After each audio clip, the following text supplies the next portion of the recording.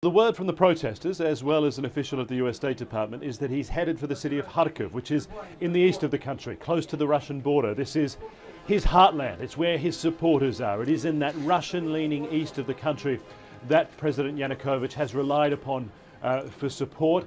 But we haven't confirmed that. No, there's been no sight of him.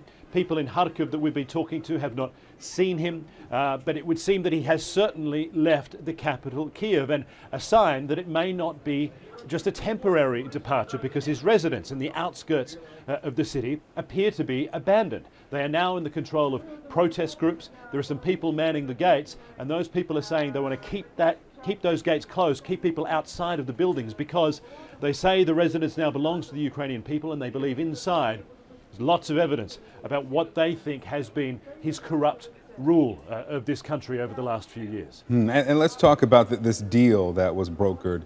I understand that it in many ways cuts the powers of the president. Explain that for us.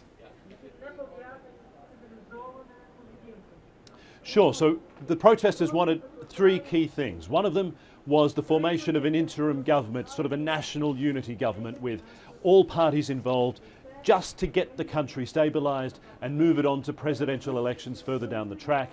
But a key reform was changing the constitution to the way it used to look back in 2004, where the president didn't have so much executive power but was held in check by the parliament. And so that is the change that he's agreed to. It's now considered a bit more balanced. The president has fewer powers than he used to, and the parliament, and so the prime minister and his government will have more.